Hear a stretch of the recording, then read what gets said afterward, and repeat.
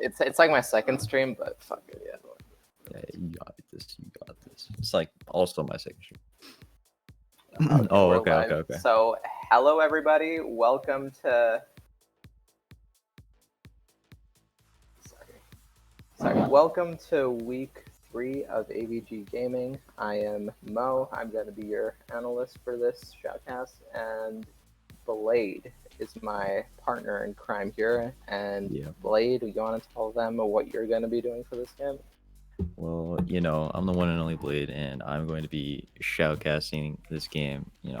It's first time, so Gotcha. Well, I don't know if anybody heard before we were coming on the air, but we're both pretty young in terms of experience on the desk. So hopefully we got some pretty nice we get some pretty nice shoutcasting done. But anyway, yeah, Blade. How much would you say you know about these two teams right now facing off against each other? I know a bit about Conker's team. I heard about some roster changes and stuff like that. And then who's the other team that's playing? Is it OTS? Yeah. Oh no. Third Impact. I don't know too much about Third Impact. I haven't really looked at them too much. But yeah, I only know a little bit about Conker's team. Or Royal Vagabonds. What about you? Where does your knowledge extend on both teams? Very, very limited, and suffice to say none, because I haven't really spent much time getting to know all these players, but I'm excited to see what the champion select is going to be. I've been seeing a lot from the few games I have watched this season so far. It seems like comps are definitely very all over the place, as in we're getting a wide variety of like comps. It is mostly. Sorry, 1 second. It is mostly a thing where teams are focusing mostly on team fighting, but we do also see other big comps, like for the game that I cast last time. So exciting to see what's going to happen here. All right. Yep, definitely. All right, and right off the bat, we already see the Senna ban coming through from the side of RB, so they're going to be taking that one away, and then Morgana is the response to that ban. So I'm not 100% sure actually if where the Morgana would be playing, because as we've already seen in the league, the Morgana jungle has been played. So there may be that may be a support ban, or that may be like a jungle ban. But yeah, definitely covering some bases with that ban for sure. I need the draft link.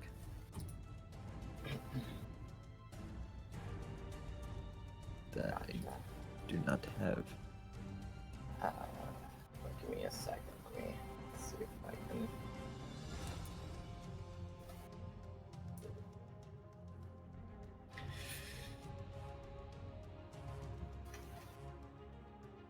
All right. So for now, we have the Diana being first picked. That was like a very, very quick pick.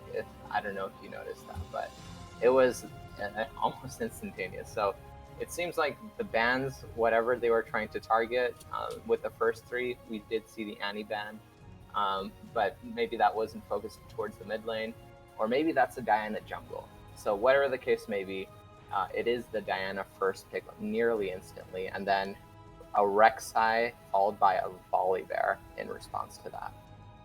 That's interesting. Volibear Rek'Sai. That's a lot of dive you got right there. Volibear art, and then Rek'Sai just doing so much damage in that early game. Yeah, it is actually, that is a very, very deadly early game combo. But Volibear was picked pretty early in the draft, so they can definitely counter that with something. There's some, so for Volibear counters, there's some cheesy options. Like you could always do the Vayne.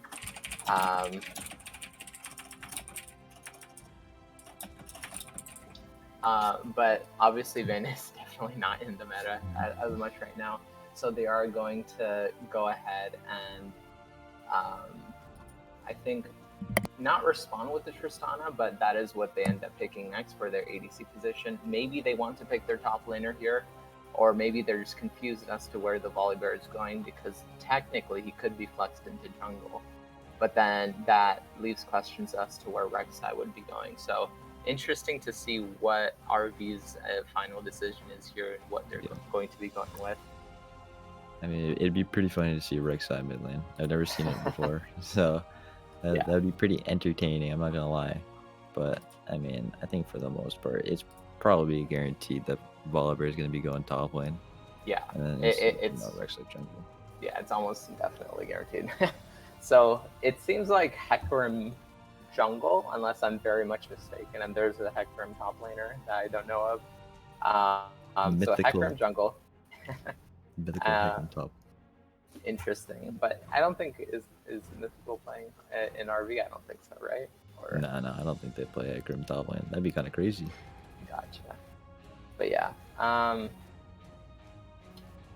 yeah. So Diana is, I think, going to be going mid lane, most probably. I guess that could still kind of be flexed to top, but that's almost definitely mid lane. And the response pick to that is the Vladimir. So TI did leave themselves open to getting counterpicked by picking the top laner first, but since it was clear that the Diana wasn't going jungle, immediately the Vladimir pick in that last round of picks. So the Xayah ban coming in for RV, and TI, I believe, does not have 2 bans available to them, so they just have to wait patiently as RV decides what their final ban is going to be. Yeah. Go that Vladimir to Diana, like, I think your entire goal in that lane as Diana is just to waste a Sanguine pool and then R, because otherwise he's just gonna W, or he's just gonna Sanguine pool your R, and you're gonna have a tough time in lane. But like, also, Diana Hecarim, like, that's also kind of crazy dive comp. So I hope to be seeing a lot of fighting in this game, and a lot of ganks, a lot of action. Yeah, the Tristana is definitely something that may definitely fulfill those hopes. Is Tristana is very, very good, I feel like, at receiving ganks. You have a lot of utility with your ulti, but even before level 6, you can sort of set up a lot of damage because Tristana does have some pretty decent poke in the early game. It's not anything crazy, but the wave management is there for Tristana. Insofar as being able to push your lane. Now, being able to set up a freeze, oh my god, that's impossible with Tristana. It's actually impossible. It's like theoretically and actually impossible.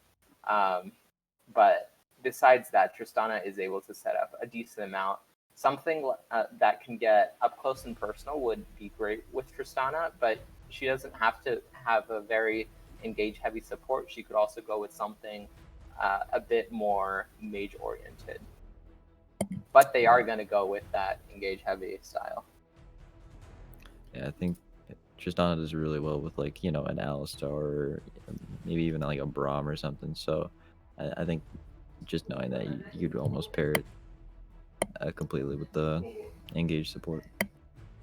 Yeah, so you do have the Rel coming in, and Rel is pretty good at engaging. Maybe not as great, I would say, as something like the Leona or Alistar, but definitely nothing to sneeze at either when it comes to engage heavy support. So that's going to be a lot of engage in those last 2 picks, because the Wukong is also selected in response to the volley.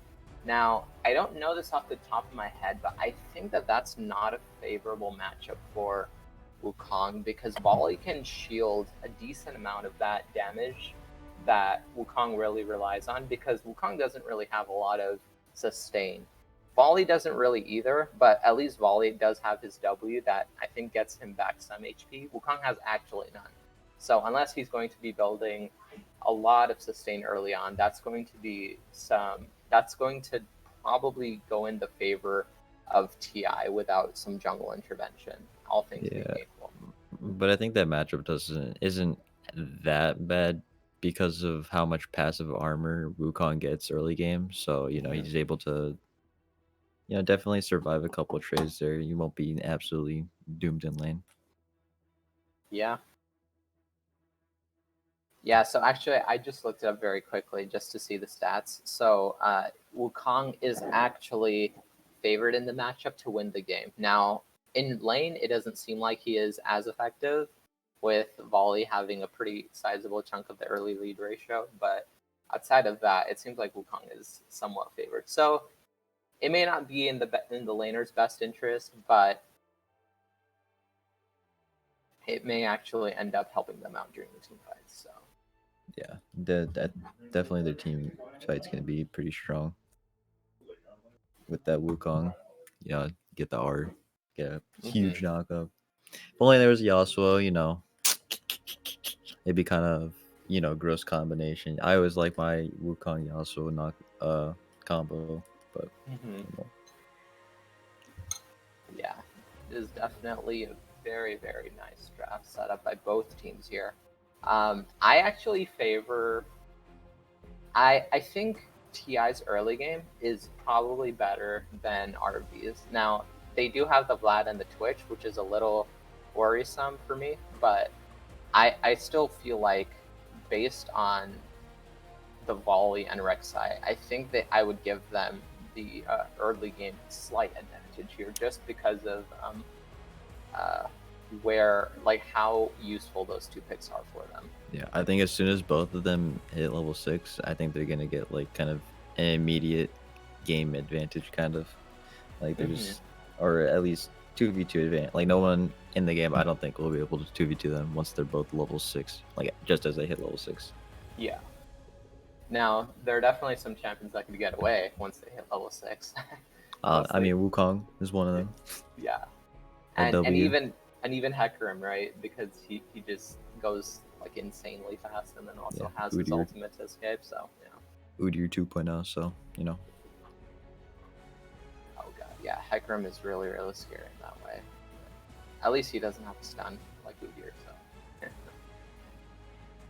but instead he has an AOE R. So yeah. even I better. mean, you take what you can get, right? So Rek'Sai, like ideally, what you want to do into the Hecarim here is you want to ideally you would be invading. Now you probably won't be doing that as much because Vladimir is going to get pushed in by. Actually, it depends. He may or may not get pushed in by Diana. It depends on how that the early lane goes. And Vladimir may actually be the one pushing. So maybe we do see some Rek'Sai invades onto the Hecarim, but Hecarim does get fairly low at certain points in his clear. He wants that level 6 really badly, and he is probably going to start.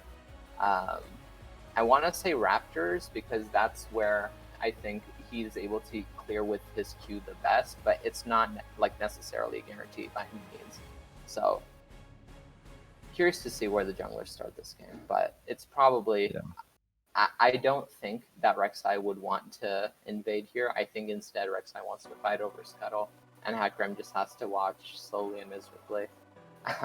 But that isn't to say Hecarim can't get to like the other side and do that Scuttle because he does have a lot of movement speed. Yeah, I do think the Diana though will get the early push here into the Vladimir just because Mm-hmm. there's a lot of wave clear on Diana's side with the Q, E, W, and then like Diana just has a much stronger early game in my opinion against compared to Vladimir, not against Vladimir. Mm-hmm. And Yeah, and I think the only thing that worries me for the Diana there is that Vladimir is ranged. So like technically you do have like a slight advantage if Diana ever runs out of mana or something.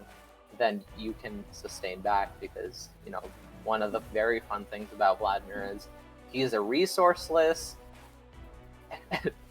health generator. So literally he gets health based on nothing, just based on cooldowns. So I mean, yeah, it's not much early on. So I mean, Diana does have like a lot of options, but still, it's pretty infuriating to play against, especially after you hit like something around level 7, level 8. Vladimir is very very scary after that point. So yeah, I definitely think an Executioners is gonna be vital in oh this yeah. game on the side of World Vagabonds. You know that Volibear, he's gonna start healing a lot at some point with his W, and then Vladimir is just it's just Vladimir. You know what I mean? Like he's just gonna start healing. So you need those executioners. Probably gonna get a few brambles early. It's possible. Yeah, that is definitely. I think both teams may want to prioritize Grievous Wounds here, but definitely more so RV's side. They desperately need the Grievous Wounds. TI, it is optional. I mean, you do have some life steal that Wukong may end up building. And then there is some healing on the side of Tristana, but it may be on a lower priority. They probably Volley will end up building the Thornmail just because of how many champions auto attack on the enemy team. But we'll have to see. We'll have to track that as the game goes on because we're still quite far away from that point. Yeah, definitely. It just depends on what the Wukong builds. If Wukong goes Gore Drinker, then I think Grusons are definitely going to become more of a necessity. Because I've seen some Wukongs in my game, and they build Gore Drinker, and they go from 1 HP to full HP. So it's kind of crazy. Yeah, and the same is true. Well, I guess maybe not the same, but like a very similar thing happening for Vladimir, except he gets to do it every like 5 seconds. So just RV Vladimir type things. Yeah, RV definitely going to be rushing Grievous Wounds. So that's something to be keeping track of. I also really like the bot lane pick from TI's side. It's just a late game assurance there that you have. Like, you already have the Vladimir, but then you also have Twitch Lulu, which is definitely a protect the carry style lane.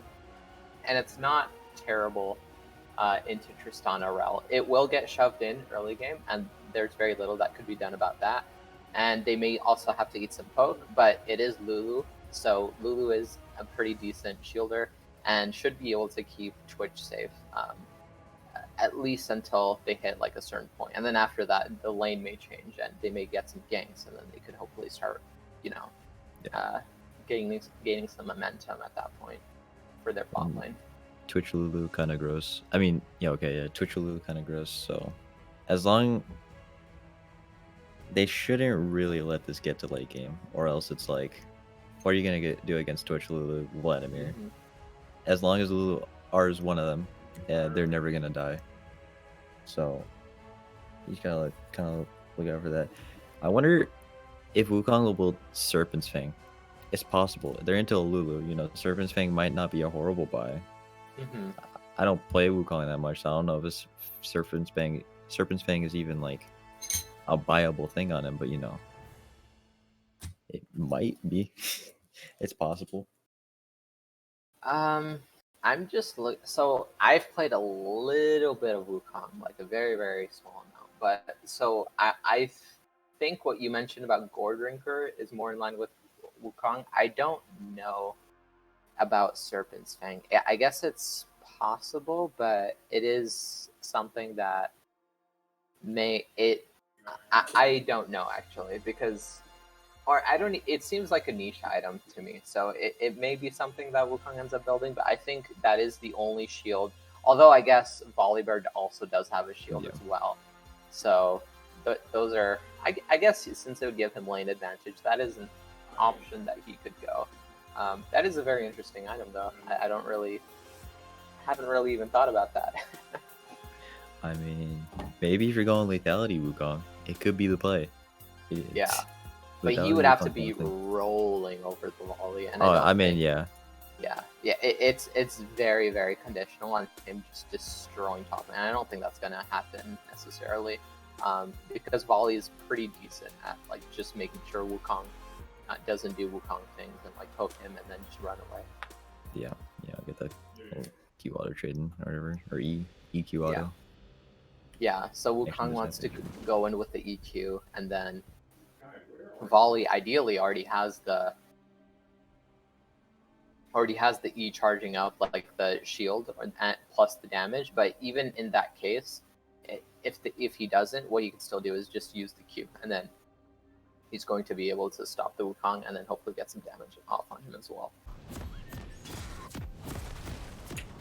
So Interesting to see where these two teams are going to be Yeah, definitely. shaping up. I kind of hope this game goes late game because I want to see Vlad one shot someone. I want to see. It is going to be interesting though because Diana, I think, is still not terrible until Vladimir late game. You do like again, you are disadvantaged because you aren't ranged, but Diana can still. She has a lot of aggressive hops. So if they're ever, because like we mentioned earlier, we do have the Wukong, we do have the Rel on the side of RV. So at that point, if they can get off those aggressive engages off onto TI, then Diana could theoretically just be absolutely dismantling what TI wants to set up with their Vladimir. Like as soon as he's out of that pool, if he doesn't have a Zanyas or if it's on cooldown or something, then Diana still has options at that point. Yeah, it's kind of funny. The Hecarim was in River, and Vlad spotted him and just Q autoed him, and he could have been back. It's kind of unfortunate. It is a bit unfortunate, especially because Hecarim is doing the non-leash route of starting at Wolves. So I mentioned that Hecarim does like starting at Raptors, which is true, but I believe he also wants to start at, he can start at Wolves too, and that's exactly what's happening here. So Rek'Sai is being leashed the blue buff. Manages to secure it, and we have already the top lane dance going on. I think a little bit of trading, but not very much between those two guys. Yeah, a little bit unfortunate. The Volibear cancels his auto. Yeah, that was a bit unfortunate, dude. But yeah, seems like he did get it. Yeah, got his E off. Got maybe a little slap onto Wukong, but not really much to work with yet. Wukong does get the E. Doesn't really use the attack speed onto volley as Rel does it. The Rel goes in, and you're still just auto attacking, and he gets his first blood with the E from Tristana. That's a lot of burst damage, and I don't think they respected him enough. Yeah, definitely a little overstepping there by Lulu as We're going in with the Q and then just kind of. Oh, that's so unfortunate. Okay, yeah, the flash goes and auto attacks and he kills the Wukong. Oh my god, that was absolutely brutal to watch. So, yeah, Wukong definitely getting a little greedy there. And speaking of getting greed, executed. Oh that's my a little bit goodness. Very unfortunate. So the Hecarim, he's not. This isn't like actually maybe a few years ago now, where you would actually keep your buffs if you got executed. Hecarim will just lose his buffs at this point. So it isn't ideal at all for RV's team comp right now. They want to get that early lead against the very, very team fight heavy comp that they're going against. And so far, they haven't been securing that. And allowing this Volibear to get an early lead, it just makes it easier for him to set up a gank for the Rek'Sai and get the Rek'Sai ahead early game, and then he's just gonna be Tristana's gonna pretty much cease to exist if he gets ahead at the Rek'Sai. Yeah, the Wukong wants ganks, especially at level 6, so they are a little bit far away for him for now. But like as you can see right now, like he's clearly struggling in this lane already. He needs the Hecarim, but the problem is the Hecarim was executed. So it is going to be an uphill battle for RV side for sure. And we're going to have to keep track of exactly where the first teleports are made and where the first big team fight is. Because for now, it doesn't seem very good for RV, but do keep in mind that they did secure the first blood for their bot lane. So that is definitely a big part of their win condition. A little bit of trading mid lane, Vlad going with E, and then I think Diana got her passive off. I'm not too sure. I mean, not too much going on at the moment. A little bit of trading, but just Vladimir things, healing that up really quickly, really easily. So it's a bit unfortunate, but I mean, like I was saying, like that. I think Diana just gets the early wave push pretty easily here. She has so much wave clear, and the shielding too. Even with the kill top lane, Royal Vagabonds has a slight gold advantage, maybe like 100 gold or 200 gold. I think Yeah. they're just hoping at this point to get their bot lane ahead even more. Yeah, and I think that is like again, like I mentioned, I think that is like bot lane is definitely one part of their win con. And I think the other part of their win condition is making sure that their engagers can engage these fights, find these very opportune uh, engagements basically, and make sure that Hecarim and Wukong are able to start very bursty, very heavy team comps. So Hecarim goes in. Yeah, Hecarim goes in with the E and knocks him back. Oh, and bot lane maybe getting a double kill. Oh, Rel gets the kill instead. Oh, it's so unfortunate. The Wukong Q doesn't seem to quite do enough damage and kill the Wallbear. Maybe that's just so sad. Yeah, they got a kill on the Rel, which isn't the most amazing thing, but I mean, it's 2 kills bot lane. You really can't ask for more. Yeah, I believe it was the Ignite that ended up Yeah. killing the person, but that was a lot of action very, very quickly. So there are kind of a lot of moving parts there. So there is a gank attempt that happens at top that doesn't work out too well for RV side, um, and uh, and also something that happens at bot lane is that Twitch Lulu is not having a lot of fun. So Yeah. we talked about earlier how they're going to be getting shoved in early game by the Tristana, and they do get shoved in. And on top of that, they also, they unfortunately don't manage the shielding, or something must have fallen apart because they weren't able to live under their turrets. But we do see them taking this Infernal Drake, which is pretty big considering where they want to be in the future.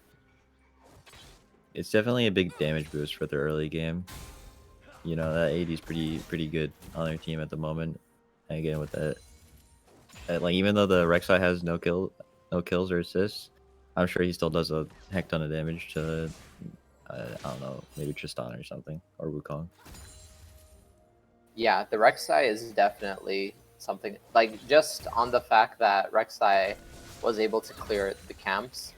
Rek'Sai is actually somewhat ahead because, again, the Hecarim unfortunately got executed early. So it is something to be keeping track of, but Rek'Sai does want to start making some moves early because the level advantage is basically non-existent at this point because Rek'Sai did go for that recall while Hecarim is still farming. So Hecarim is level 5 to Rek'Sai's level 5 as well, because Rek'Sai also went for the Infernal Drake. Infernal Drake. Infernal Drake, sorry. So, because... Sorry, go ahead. I definitely think it's more worth it though to give up his slight level advantage for the dragon there though. Mm-hmm. For sure, and we do see him hitting 6 now. So Hecarim is level 5, while Rek'Sai, although Hecarim's probably going to hit Level 6 level 6 off this. Yeah, and Rek'Sai looking for a very cheeky Rift Herald attempt. So it seems like he pulled it out, and that's not... Yeah, it's unfortunate because the pit was awarded as Rel goes in.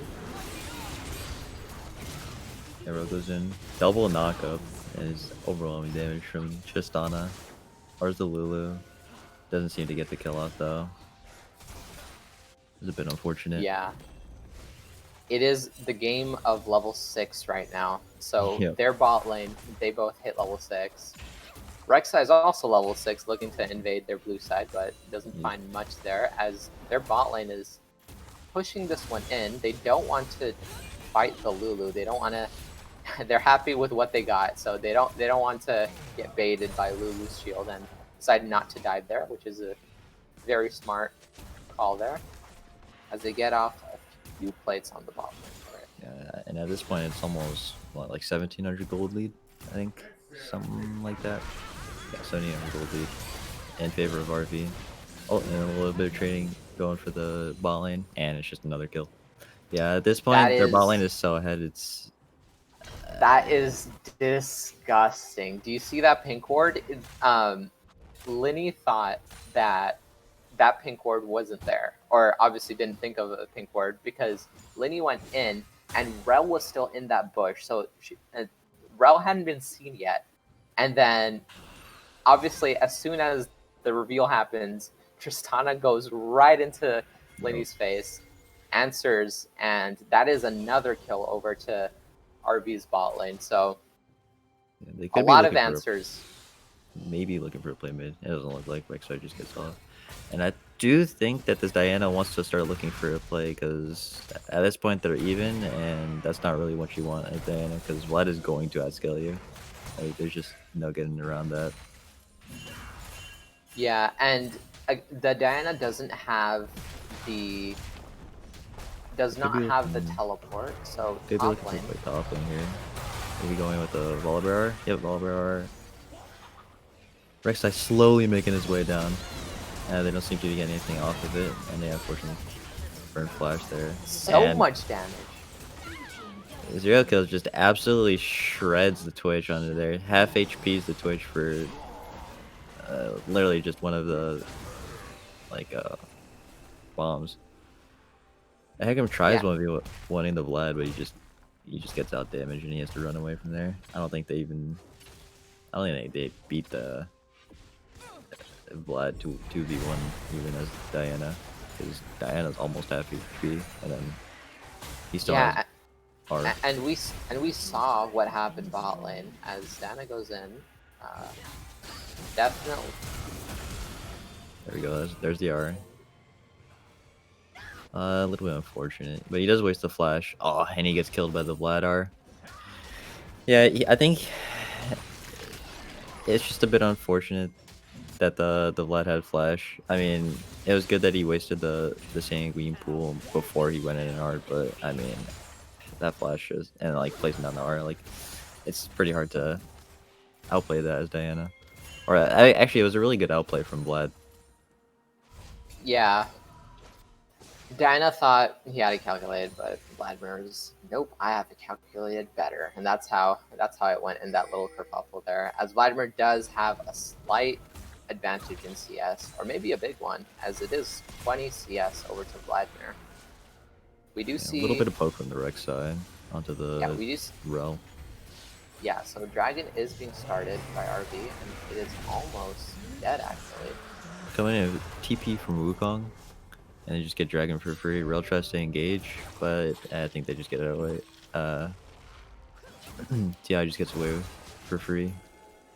Unfortunately, losing Dragon, but it's not that big of a deal. But actually, that's Mountain Drag. You know, it's gonna be much tougher to kill the Wukong, Hecarim, and Rel. And again, that extra armor can make a big difference. Hecarim trying to go in with the E. He goes on the Vlad instead, and they get nothing from it, unfortunately. And I believe that was also the ghost used by Hecarim.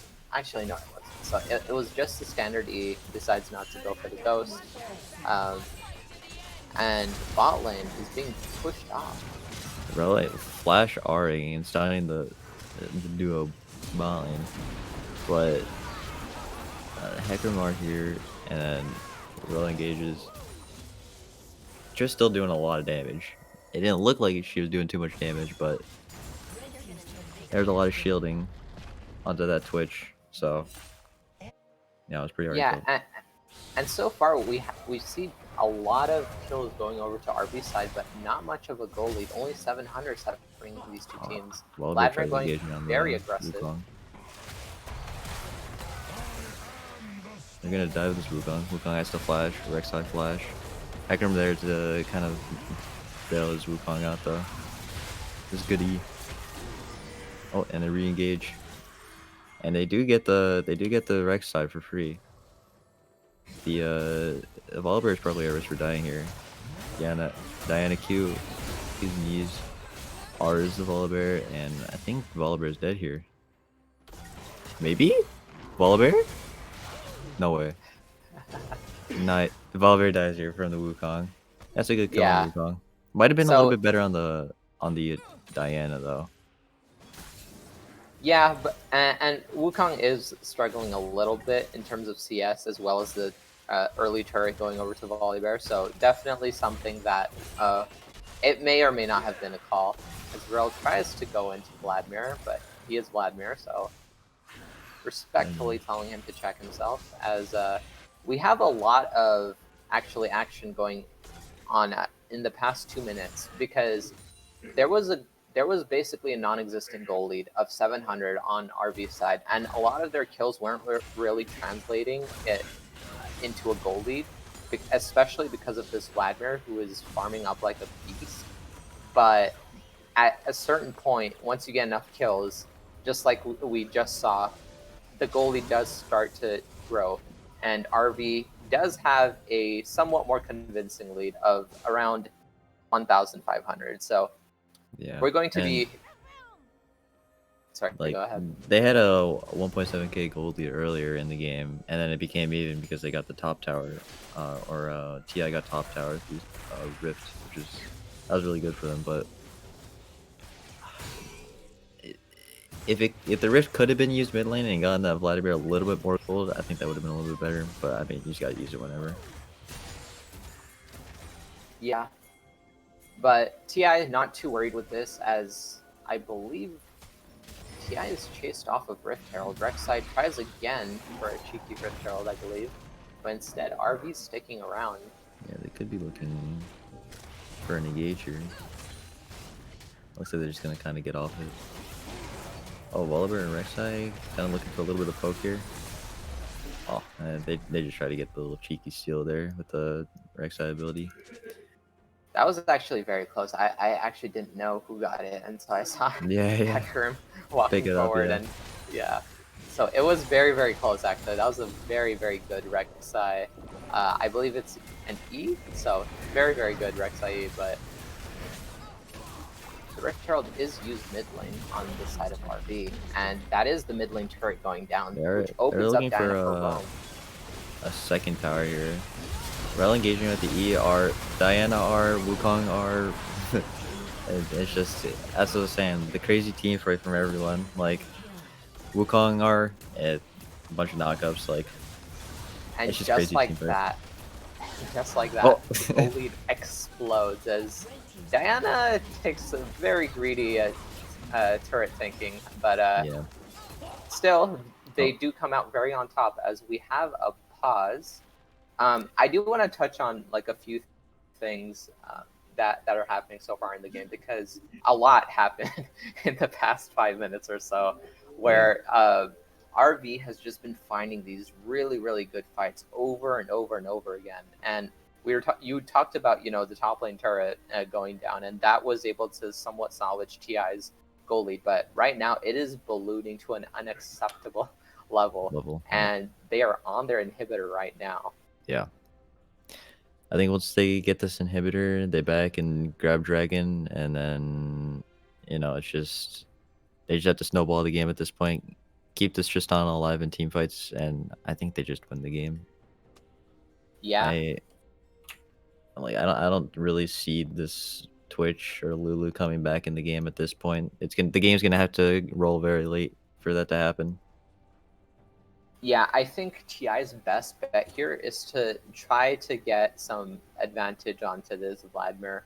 It is definitely a very monumental uphill battle, especially with our mid inhibitor presumably going down. I mean, we have 7 seconds left on the Lulu and 9 seconds on the Rek'Sai.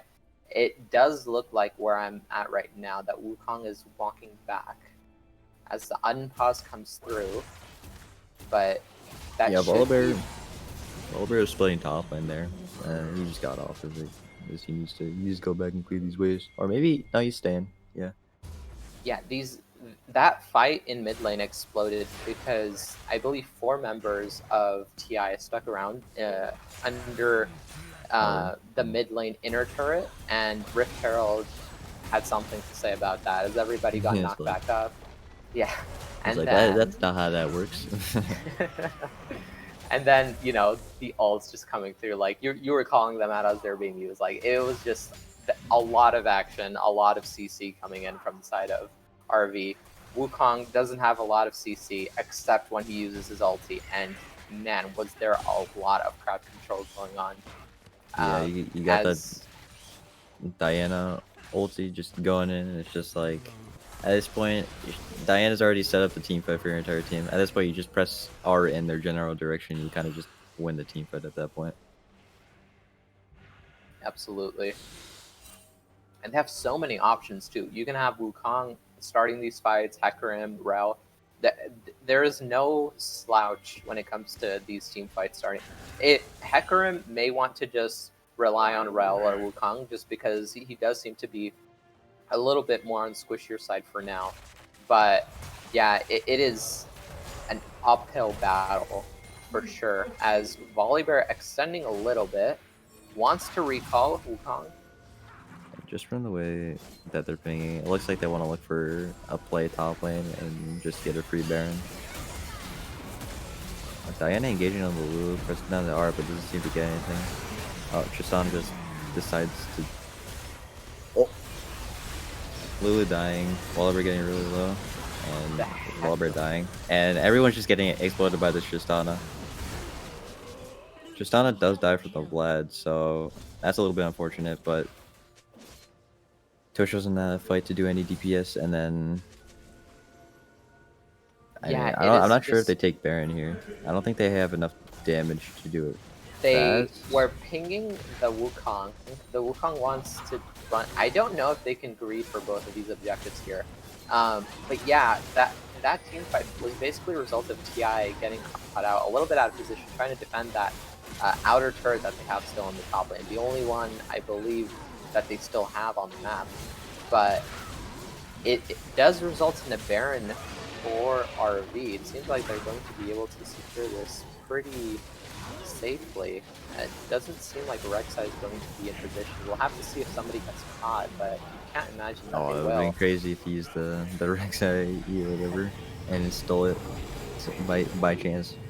Because I remember people talking about that one time with the Ornq where he stole the Baron. Yeah, I didn't see it. I didn't watch that game, but I just heard. I think it was an Ornn auto attack actually, and I was casting that game, so that was that was definitely a moment that will live on in AVG's history. Yeah. But Ornn auto attack for the win. No such auto attack happening in TI's game as they don't have the Ornn, and Rek'Sai was just not in position yet to steal Baron. I guess if he was very ambitious, he maybe could have eat over and then like flash back over the wall after he steal it. But yeah, you could have gone for something like that. Well, using the R, but actually just taking negative damage. Well, it has to get away here somehow. Pop an R, but to no avail. He just died there. And then the Hecarim R to Lulu, and just getting absolutely blown up. Oh man, that's this so is crazy damage.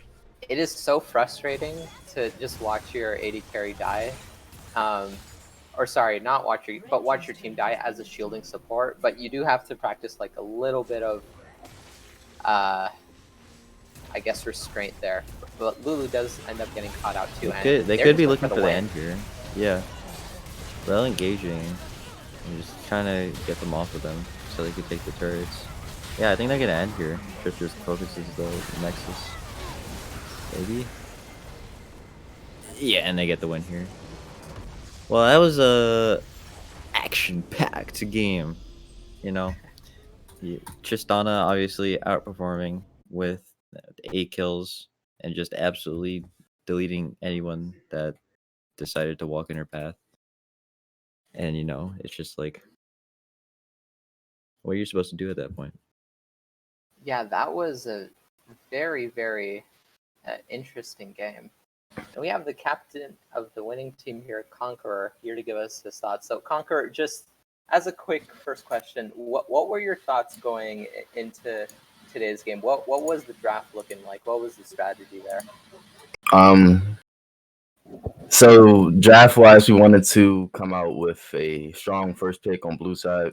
It was either going to be Diana or Morgana, and just flex that between me and Kaden. Me and Kaden play mid jungle, so we were just going to take the Diana or Morgana, flex it between mid jungle and support for the Morgana, and then go from there in the draft. Try to get top of counter pick. Were you? Sorry, go ahead. Well, Top didn't get the best counter pick, but our bot lane smurfed out really. Like our bot smurfed a lot that game, so it worked out.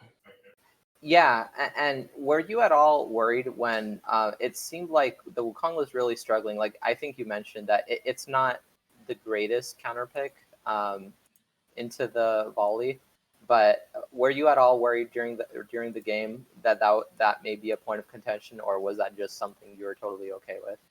Now we were fine with we were fine with how the game played out because we were just confident in the draft that we had, and we know that once Plots and Damar start getting some leeway down bot lane, it's gonna be really hard for the other team to get it back. So we were like really calm, cool headed through the whole game because we just had faith in our bot lane. Gotcha. Definitely. And one last final question. So how was it mid lane? Because we did see the early dive onto the Vlad, and it was looking a little scary at this point because I think the Wukong had just died to volley, and you did dive the Vlad, and it didn't end up working out for you. What was sort of going on through your mind at that point? I was just looking to kill him, honestly. The lane was a bit boring at that point. I didn't have any. Well, not I didn't have any. I was down a bit of gold. I mean CS. I would think it was about 20 CS at that time. So I would just. I guess I got a bit desperate and then went for a solo kill, which I think was pretty close. Yeah, it was pretty close, but Yeah, it's pretty close. I mean, it's just a little bit unfortunate. He just flashed out of it. If he hadn't flashed out of it, I think the Vlad died there every time. yeah, it was a bit too coin flip, honestly, because Vlad was like the only thing we had to worry about that game. But like I said, we were just gonna rely on bot lane, buy Grievous Wounds, and yeah, go from there. Yeah, very very heads up of you to buy the Grievous Wounds, because that's what we were actually talking about before the game. It's definitely a game where you don't want to skip the Grievous Wounds. So, good job to you and good job to your team. Congratulations on the win. I appreciate it. Yep. Alrighty, and that's going to be it for Royal Vagabonds versus Third Impact. This has been Mo and Beyblade. Beyblade, any thoughts to send us away for the game? No, not really. I got nothing to say. Yeah, that was definitely a very breathtaking game. So a lot of big team fights. I'm happy to see it. So see you all next time.